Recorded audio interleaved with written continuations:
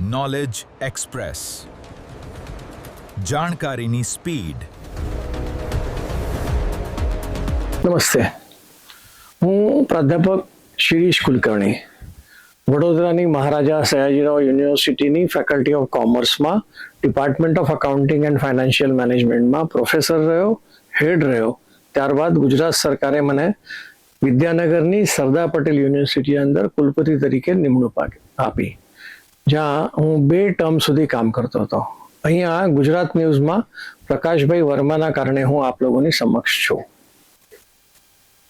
ફરીથી આજે જીએસટી ઉપર એક એવા પ્રમુખ વિષયોમાં હું વાત કરવા જઈ રહ્યો છું, જે લગભગ દરેક વ્યાપારીને લાગુ પડે એવા પ્રકારનો આજનો વિષય જીએસટીનો છે. બીજા શબ્દોમાં હું કહું તો ગુડ્સ એન્ડ સર્વિસીસ ટેક્સ જે 17 વેરાઓને સમાવીને જીએસટી બની, એનો જે આત્મા છે ને, મૂળ જે છે એ એક જ છે, અને એ છે ઇનપુટ ટેક્સ ક્રેડિટ, એટલે વેરા શાખ. વેરા શાખ વગર ગુડ્સ એન્ડ સર્વિસીસ ટેક્સનો કોઈ અર્થ નથી, ને તો જૂના વેરા જે હતા એ જ સારા હતા. હવે એ વેરા શાખના વિષયમાં સેક્શન 17 કલમ 17મી, એ કલમ 17મીની અંદર આઈટીસી બ્લોક્ડ, જેનો આત્મા છે એ આત્મા આ સેક્શન 17(5) મારે છે. એટલે જીએસટી નહીં મળે, જીએસટીમાં આઈટીસી બ્લોક થઈ જશે. એટલે વેરા શાખ મળવા પાત્ર નથી એવા વ્યવહારોની હું તમારી સાથે આજે વાત કરવાનો છું. એક બાજુ મેં કીધું આઈટીસી આત્મા છે, અને બીજી બાજુ કહું છું આત્મા કાઢી લીધો.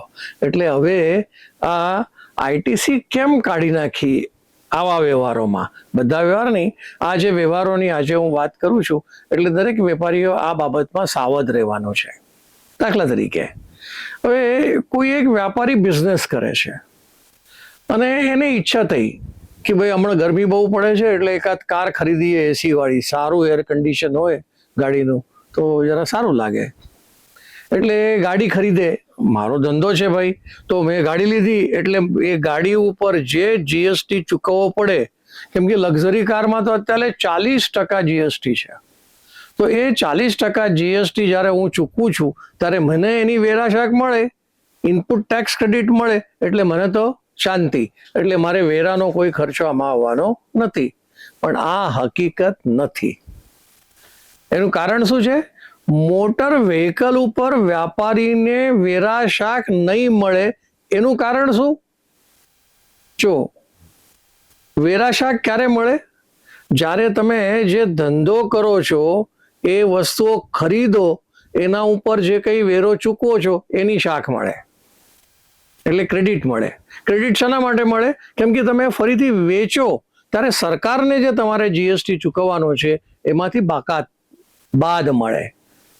એટલે એ પ્રકારની વ્યવસ્થા હોય તો આ કાર તમે ખરીદી તમારા માટે ખરીદી છે, એનો ધંધો તો તમે કરતા છો નહીં, એટલે એના ઉપર ફરીથી જો જીએસટી ચૂકવવાની ના હોય તો તમને જીએસટીનો વેરો શાખ મળશે નહીં.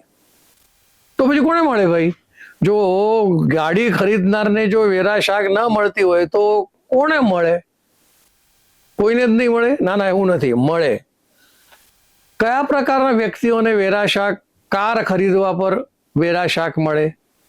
એક, જે વ્યક્તિ ગાડી ખરીદીને વેચે છે તો એને વેરા શાખ મળે. એટલે દાખલા તરીકે ડિસ્ટ્રીબ્યુટર, મારુતિના ડિસ્ટ્રીબ્યુટર, ટાટાના ડિસ્ટ્રીબ્યુટર, એ લોકો કાર ખરીદે છે કંપનીમાંથી અને પછી વેચે છે આપણા જેવાને, તો એમને વેરા શાખ મળે. એના સિવાય જો કોઈક મોટર ડ્રાઇવિંગ ટ્રેનિંગ સ્કૂલ ચલાવે છે, એટલે એનું કામ શું છે કે કાર કેવી રીતે ચલાવવી એ ચલાવવાનું શીખવાડવાનું એનું કામ છે, એટલે કાર એને આવશ્યક છે, અને એ જ્યારે ડ્રાઇવિંગ શીખવતો હોય ત્યારે એને મળતી આવક, એના ઉપર જીએસટી લાગે, એમાંથી વેરા શાખે બાદ કરી શકે છે, એને મળે. હજી જો કે જો તમે ટ્રાન્સપોર્ટ ઓફ પેસેન્જર્સ પ્રવાસીઓને લઈ જવા માટેનું કામ કરતા હોય ને તો તમે મોટર લીધી હોય તો તમને જીએસટીની વેરા શાખ મળે. એમાં પણ એક કન્ડિશન છે કે જ્યારે કોઈ વાહન 13 વ્યક્તિ કરતા એટલે ડ્રાઈવર સાથે 13 વ્યક્તિ કરતા ઓછી વ્યક્તિ જે ગાડીમાં બેસતી હોય એના વેરા શાખ મળશે નહીં, ભલે ને ટ્રાન્સપોર્ટેશન ઓફ પેસેન્જર્સ હોય તો પણ. એટલે 13 કરતા વધારે વ્યક્તિઓનું ટ્રાન્સપોર્ટ ઓફ પેસેન્જર્સ હોય તો તમને વેરા શાખ મળે.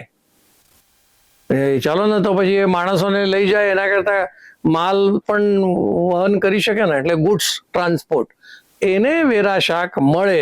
બાકી તમારા મારા જેવાને આ જીએસટીની વેરા શાખ પર 40% તમે ચૂકવો તો એની વેરા શાખ તમને મળવાની નથી. હવે આવું એક બ્લોક કરેલું બીજું છે ઇન્સ્યોરન્સ પ્રીમિયમ જે કાર પર લાગે છે. તો એના ઉપર પણ જીએસટી, તો એ જીએસટી ચૂકવો તો એની વેરા શાખ મળે. મારી પોતાની કાર હોય ને એમાં મારે ઇન્સ્યોરન્સ વગર તો ગાડી ચલાવાય જ નહીં, તો મને મળે નહીં મળે. ફરીથી પેલું કાર વાળું જે આવ્યું કે જે લોકો transport of passenger, goods, training અથવા તો પોતે કાર વેચતા હોય એવા લોકોના માટે આ ઇન્સ્યોરન્સ પર, અરે ઇન્સ્યોરન્સ શું કરો, રિપેરિંગ કરો. કાર રિપેરિંગ કરવાની છે તો હું મારી કાર રિપેર કરવા લઈ જાઉં તો પેલો ગેરેજવાળો બિલ આપે, તો એ બિલ ઉપર એ જીએસટી લગાડી દે 18% જીએસટી. તો એ 18% જીએસટીની વેરા શાખ મળે નહીં મળે, કેમ કે ફરીથી એનો જ વિષય આવે કે ભાઈ કારનો તારો ધંધો છે નહીં એટલે તને નહીં મળે. એવી રીતે જો કોઈ કારખાનું છે અને એ કારખાનામાં તમે તમારા વર્કર્સને બપોરનો ભોજન આપો, સવારનો નાસ્તો આપો, ચા આપો, તો હવે એ તો કંઈ એમને એમ કારખાનામાં ઉગતું તો છે નહીં, કારખાનામાં એનું ઉત્પાદન તો થતું જ નથી. તો પછી આ પ્રકારના સેવા ઉપર જીએસટી કંપનીએ ચૂકવવું જ પડે. અને જ્યારે કંપની ચૂકવતી હોય તો એને વેરા શાખ મળવી જોઈએ કે નહીં, પણ આમાં વેરા શાખ મળશે નહીં. ફૂડ, બેવરેજીસ, કોલ્ડ ડ્રિંક આ બધાના ઉપર નહીં મળે. અરે ભાઈ એવું થોડું ચાલે. માની લો કે કંપનીની અંદર ઉત્પાદન કરતી કંપનીમાં કેન્ટીન રાખ્યું હોય તો એ કેન્ટીનમાં પણ એને કાચો માલ તો લાવવો પડે જેના પર જીએસટી ચૂકવવું પડે, તો એને વેરા શાખ મળે? જો એમાં શંકાસ્પદ છે. જો કાયદામાં એવી જોગવાઈ છે, લેબર લોઝમાં એવી જોગવાઈ હોય કે ભાઈ તમારે કારખાનું ચલાવતી વખતે તમારે આ પ્રકારની કેન્ટીન રાખવી જ પડશે તો વેરા શાખ મળે, નહીં તો વેરા શાખ મળવાની કોઈ શક્યતા નથી. આજકાલ છે ને એક ક્લબ કલ્ચર શરૂ થયું છે, એટલે દરેક જગ્યા પર ક્લબ છે. અરે એ ક્લબ છોડો ને, દરેક હાઉસિંગ સોસાયટી, અપાર્ટમેન્ટ એમાં પણ હાઉસિંગ સોસાયટી તો બની જાય અને હાઉસિંગ સોસાયટીનું મેન્ટેનન્સ તો આવે જ છે. તો હવે મેન્ટેનન્સ પર જીએસટી ચૂકવવી પડે તો એની વેરા શાખ મળે ખરી? દાખલા તરીકે હું મેમ્બર છું ક્લબનો, હું મેમ્બર છું મારા હાઉસિંગ સોસાયટીનો, તો હું જ્યારે મેમ્બરશીપ ચૂકવું છું તો ત્યારે મને વેરા શાખ મળે? સૌથી પહેલાં તો મને વેરા શાખ નહીં મળે, કેમ કે એનો કોઈ ઉપયોગ પણ નથી મારા માટે. પણ જે હાઉસિંગ સોસાયટી છે એ જ્યારે જીએસટી ચૂકવે છે ત્યારે એને જીએસટીની ક્રેડિટ મળે ખરી? નહીં મળે. કારણ કે જે ક્લબ મેમ્બર છે એ સેવાઓ આપે છે. દાખલા તરીકે કોઈક હોલ છે, એ હોલની અંદર બેડમિન્ટન ચાલતું હોય, ટેબલ ટેનિસ ચાલતું હોય, કોઈ કાર્યક્રમ ચાલતા હોય, તો આવા બધા સેવાઓ મફતમાં જો ક્લબ આપતું હોય, હાઉસિંગ સોસાયટી આપતી હોય, તો એના બદલામાં જ ક્લબ તમારી પાસેથી ફી લે છે, જેના પર જીએસટી લે છે. એટલે આવા સંજોગોની અંદર જીએસટીની વેરાની શાખ તમને મળશે નહીં, કેમ કે તમે ફરીથી એ બીજા કોઈની પાસેથી વસૂલ કરવાના નથી. એક એવો પણ વ્યક્તિ છે, તમે કદાચ આ શબ્દ સાંભળ્યો નહીં હોય, ઉચ્ચક વેરો, કન્સેશનલ રેટ ઓફ જીએસટી. ઘણા નાના નાના વેપારીઓ છે જે 40 લાખની ઉપર તો જાય છે, એટલે એમને રજિસ્ટ્રેશન તો લીધું છે, પણ જે કાર્યવાહીઓ કરવાની છે, દસ્તાવેજો કરવાના છે, ફોર્મ ભરવાના છે, રિટર્ન ફાઇલ કરવાનું છે, એ થોડું અઘરું લાગે છે. તો પછી એમાંથી એને રાહત મળી શકે? હા, તો એ રાહત મળે છે કોમ્પોઝિશન સ્કીમમાં રાહત મળે. એટલે ઉચક વેરો ચૂકવવાનો. એ ઉચક વેરો એટલે કેટલો? તો 1% ચૂકવવાનો હોય. તો એ 1% જ્યારે આ વ્યાપારી ચૂકવતો હોય સરકારને, પણ એને જ્યારે વસ્તુઓ ખરીદવાની હોય, કેમ કે એ વેચવાની છે, વસ્તુ તો વેચી જ શકે છે, પણ ખરીદે ત્યારે એને વેરામાંથી માફી મળતી નથી. માની લો કે અનાજ કરિયાણાનો વેપારી છે, ઘઉં ખરીદ્યા, ચોખા ખરીદ્યા, પેકેટમાં ખરીદ્યા, બ્રાન્ડ નેમ સાથે ખરીદ્યા, એટલે એને 5% GST તો ચૂકવવું પડે. એટલે 5% વાળા માટે સૌથી પહેલાં વેરા શાક છે જ નહીં. એટલે એવી કોઈ વસ્તુ છે કે જેમાં 18% વેરો ચૂકવતો હોય, પણ એની વેચાણ ઉપર એને 1% જ્યારે વેરા ચૂકવવાનો હોય, તો આવો કોઈ પણ કમ્પોઝિશન સ્કીમનો જે વેપારી છે એ વેપારીને GSTની વેરા શાક મળતી નથી. હવે હું એક એવી જગ્યા ઉપર આવ્યો છું કે જ્યાં તમને એક વિચિત્રતા લાગશે કે ભાઈ આ છે શું એક્ઝેક્ટલી. તમે કદાચ એક કેસ સાંભળ્યો છે, બહુ જાણીતો કેસ છે, શાહાબાનો કેસ. હવે એ શાહાબાનો કેસમાં સુપ્રીમ કોર્ટે જજમેન્ટ આપ્યું કે ભાઈ એને ખાધા ખોરાકી ચૂકવો. હવે મુસ્લિમ સમાજની અંદર ખાધા ખોરાકી નામનો વિષય જ નથી. એટલે શાહાબાનોને ખાધા ખોરાકી આપવાનું એ મુસ્લિમોને ન ચાલે, એટલે એ લોકો ગયા કોર્ટ પાસે નહીં, સરકાર પાસે. ભાઈ આ શું છે, આ બંધ કરો, તમે અમારા ધાર્મિક રીતિ રિવાજો પર તમે તરાપ મારી રહ્યા છો, આ બંધ કરો. એટલે સરકારે તરત કાયદો બદલી નાખ્યો. કાયદો બદલીને એમાં એને ખાધા ખોરાકી નહીં મળે આ પ્રકારની વ્યવસ્થા કાયદામાં કરી. એટલે શાહાબાનો કેસ બેચારી ગરીબ બાઈ હતી, એને ખાધા ખોરાકી મળતી નથી. કેમ? તો કાયદો બદલી કાઢ્યો. એવું જ એક વખત કદાચ તમે જાણો છો, ઇન્દિરા ગાંધી હારી ગયા રાજનારાયણની સામે, એટલે કાયદો બદલી કાઢ્યો. હવે કાયદો બદલવાના કાળે જેમ શાહબાનો કેસનો બન્યો, એવી રીતે આ ઇન્દિરા ગાંધીનો પણ કેસ બન્યો, અને કાયદો બદલી કાઢીને આ લોકોએ બચત પોતાના માટેની કરી લીધી. એટલે ઇન્દિરા ગાંધી પાછા કન્ટિન્યુ રહ્યા. એવો કેસ જીએસટીમાં બની શકે? હું જ્યારે પણ વાત કરું છું ત્યારે જીએસટીની, ગુડ્સ એન્ડ સર્વિસીસ ટેક્સની વાત કરું છું. તો આવું આમાં શું થાય? પેલા 2 કેસ જો અને આ જીએસટી જો, લાગે વળગે છે એટલે જ કહું છું. આમાં પણ આવું બન્યું.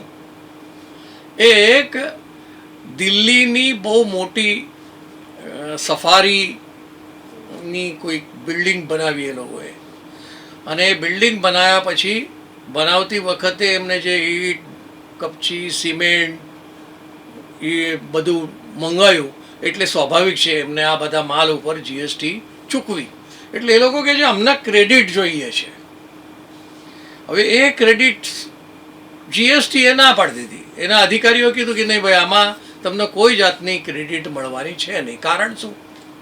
ભાઈ GST goods and services tax, એટલે એને ગુડ્સની વ્યાખ્યા કરી છે.